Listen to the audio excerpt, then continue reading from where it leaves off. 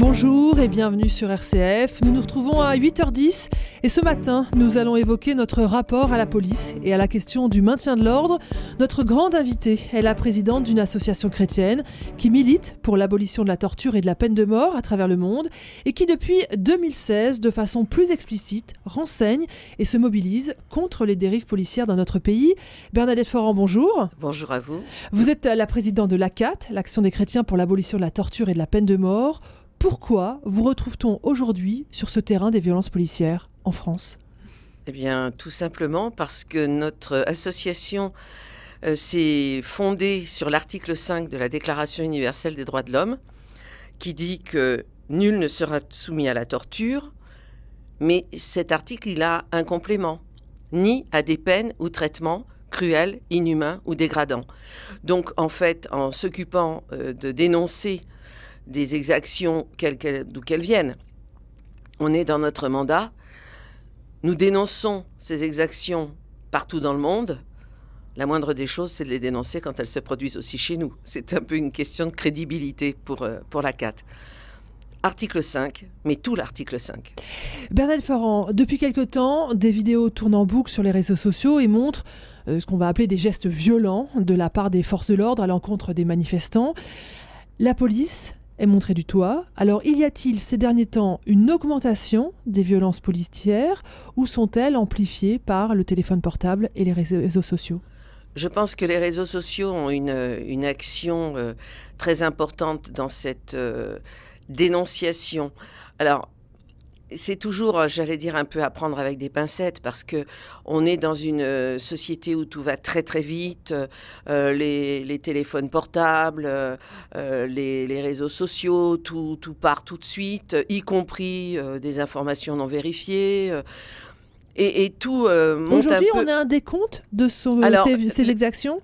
Le décompte, depuis d'ailleurs le rapport qui a été sorti en 2016, qui avait été fait aussi avec des contacts avec l'IGPN en particulier,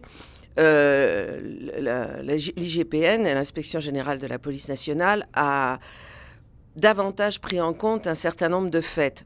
Donc je pense qu'on en sait un petit peu plus parce que les gens maintenant le disent. C'est vrai qu'il y a des vidéos qui tournent, mais quand on parle des violences policières, on ne peut quand même pas faire l'impasse non plus sur les violences à l'encontre des policiers. L'un ne va pas sans l'autre. L'un ne va pas sans l'autre. Et en fait, je crois qu'on est dans une société qui se montre de plus en plus violente et agressive par manque de dialogue. On a détricoté du lien social un peu partout et maintenant on s'étonne que tout se passe dans l'affrontement et jamais dans le dialogue, jamais dans le... On ne prend pas le temps de se poser autour d'une table pour discuter. On peut très bien ne pas être d'accord avec tout le monde, surtout, c'est évident. Mais il y a une façon de dire les choses, il y a une façon de se comporter. Or, à la moindre contrariété, tout de suite, ça part en excès de langage. Et ces violences policières, il faut les inscrire dans ce contexte social ? Je pense que oui. Ce qui est frappant, si vous voulez, c'est que après les attentats de Charlie, la police était mise au pinacle. Hein. Les gens prenaient en compte aussi que parmi les morts, il y avait des policiers. Voilà, on ne les a pas oubliés. Et puis maintenant, non, les policiers sont tous considérés comme des affreux. Je pense que ça ne vient pas particulièrement des policiers. Moi, personnellement, j'aurais tendance à mettre les responsabilités un petit peu au-dessus. Sur les politiques ? Entre les chaînes de commandement, savoir qui donne les ordres, et puis les politiques. Quand on sort... Alors, Bernadette Forand, on va revenir petit à petit sur ces questions des violences policières. Vous utilisez le terme ou vous le maniez avec précaution ? Parce que on le manie avec précaution. Le gouvernement ne l'utilise pas, lui. Non, mais on l'utilise avec précaution parce que déjà le terme parler comme ça... uniquement de violence policière, c'est très limité. C'est très limité. Les violences policières, elles existent, on les constate, on ne peut pas les nier, mais elles ne sont pas toutes seules. C'est-à-dire que cela fait partie d'un ensemble. Alors justement, comment est-ce qu'on fait la différence entre un usage légitime de la force, parfois musclé, face à une menace, et un abus de pouvoir ? Alors, je pense que cela vient de... Je reprends la chaîne de commandement. Qu'est-ce qu'on va donner comme ordre? Qu'est-ce qu'on donne comme consigne? Alors, il y a un problème qui s'est posé, en particulier ces derniers temps. Après 4 ans d'état d'urgence, les manifestations des Gilets jaunes, on a un peu épuisé les forces classiques de maintien de l'ordre que sont les CRS pour la police et les gendarmes mobiles pour la gendarmerie nationale. Et on est allé chercher des policiers qui n'étaient pas formés au maintien de l'ordre. Le maintien de l'ordre, c'est pas la même chose que le travail de la BAC, des brigades anticriminalité ou d'autres.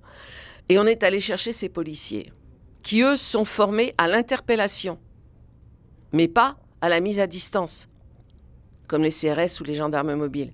Donc on s'est trouvé, là aussi, dans une exacerbation de tous ces problèmes. Les gens des BAC ont l'habitude d'interpeller les gens. Les CRS et gendarmes mobiles n'interpellent pas les gens. Donc on a des positions différentes, on met tout ce petit monde ensemble, et en face on a des manifestants, les uns qui sont vraiment là pour manifester, les autres qui sont vraiment là pour casser, et on s'étonne que ça dérape. Je pense que c'est un contexte général de violence.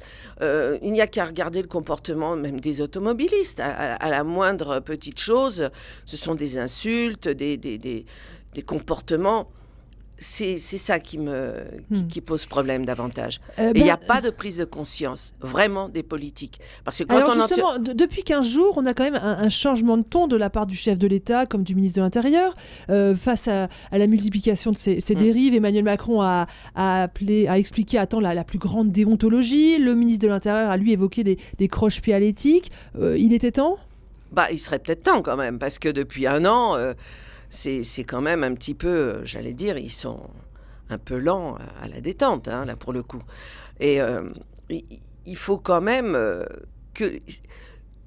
Ce sont les politiques qui déterminent ce qu'on doit faire dans ces cas-là. Ce ne sont pas les policiers qui restent plantés pendant des heures à attendre je ne sais quoi. Donc, oui, mais ce n'est pas les politiques qui donnent l'ordre d'aller bastonner un manifestant. Non. Ce ne sont pas les politiques qui vont donner l'ordre de bastonner, mais ce sont les politiques qui vont déterminer comment on va s'y prendre.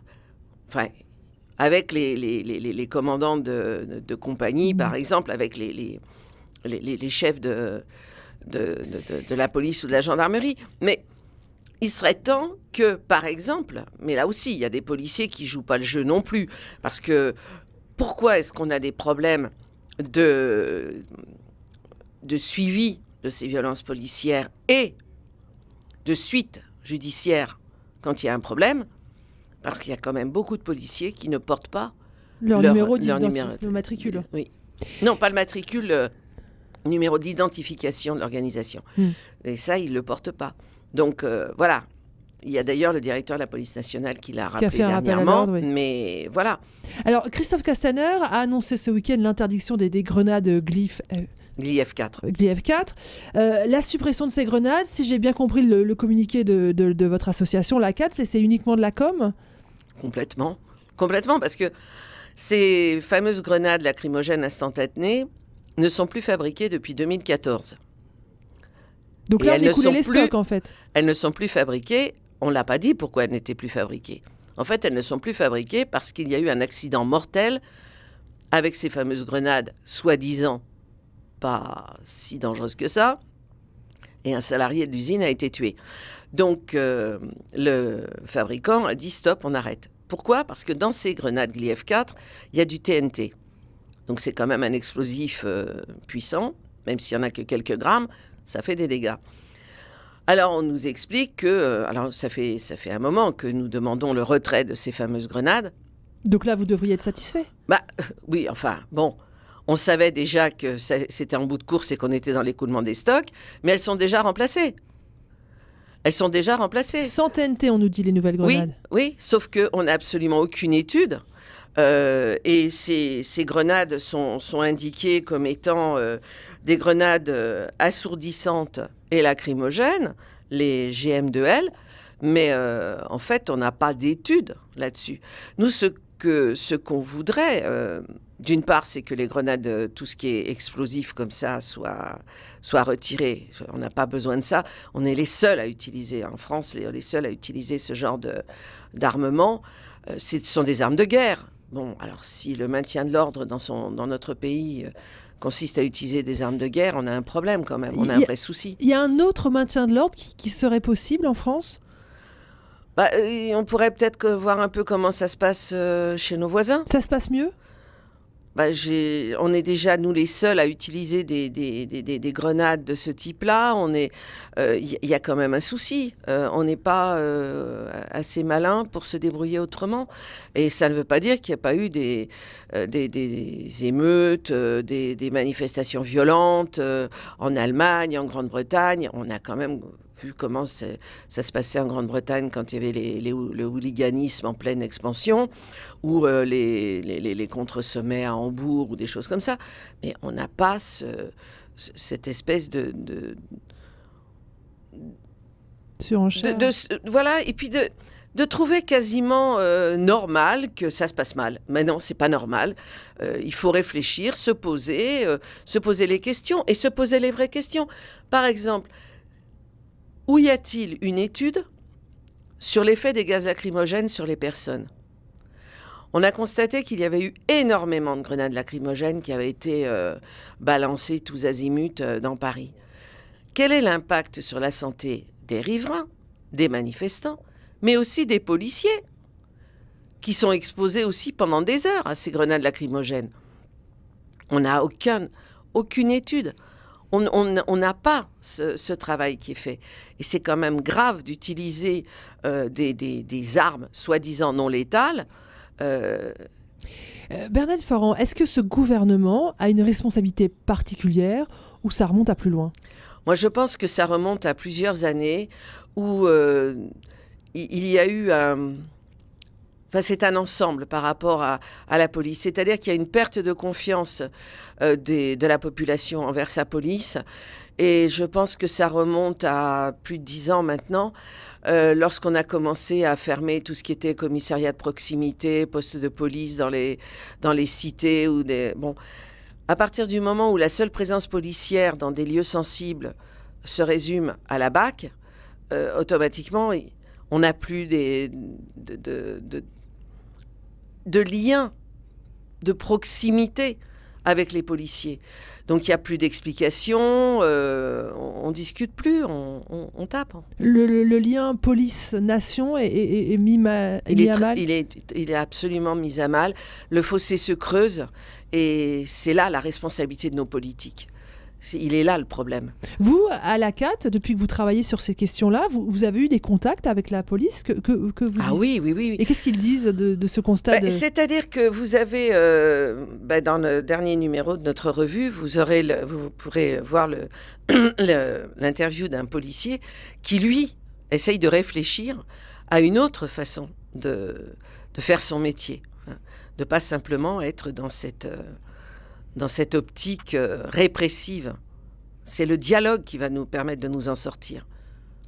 Depuis les Gilets jaunes, depuis les manifestations contre la réforme des retraites, il y a eu de nombreux blessés dans les manifestations. Aujourd'hui, aller manifester, c'est plus un geste anodin.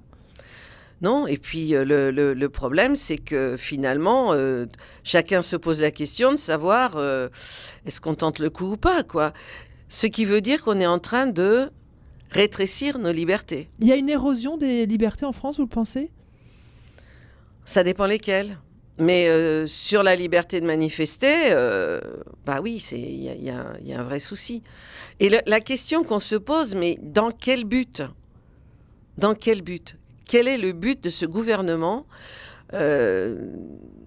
J'allais dire un peu vulgairement, à qui profite le crime, quoi. On se pose vraiment des questions. Quelle est l'intention derrière qui fait avancer ? Ou alors, on a affaire à des gens complètement autistes. C'est impressionnant. de voir à quel point ce qui devrait être vraiment... tout le monde se sente en sécurité, que tout le monde se sente... Alors on dit que les manifestations sont violentes. Il y a eu des manifestations beaucoup plus violentes il y a des années. On a connu des épisodes assez durs, assez difficiles. Mais là, c'est surtout cette défiance des uns envers les autres qui pose problème. Parce que ça se retrouve partout. Il y a quelques mois, dans Le Monde, l'avocat François Sureau écrivait que nous sommes déjà habitués à vivre sans la liberté. Vous le pensez aussi ? Moi, je crois que petit à petit, on s'auto-censure en permanence. Et puis, on a... comment dire ? On accepte de plus en plus... de choses qui sont parfaitement inacceptables. Si vous voulez, le dernier exemple en date, l'agresseur à Villejuif qui a tué des personnes dans un parc. Je ne sais plus, on nous annonce 3 morts. Et puis, on nous dit ensuite que l'assaillant a été tué. Neutralisé. On ne nous dit pas qu'il a été tué. Et ça fait quand même 4 morts sur le terrain. Et là, on accepte. On ne dit rien. On ne pense pas qu'il pourrait y avoir d'autres techniques d'immobilisation que de tuer la personne. On finit par avoir un degré de tolérance qui est absolument effroyablement bas. Bernadette Florent, merci d'avoir été ce matin notre grande invitée. Je rappelle que vous êtes la présidente de l'ACAT, l'Action des chrétiens pour l'abolition de la torture. Le magazine de l'ACAT s'appelle Humain et le dernier numéro est consacré justement au maintien de l'ordre. Que fait le politique ? Merci beaucoup. C'est moi qui vous remercie.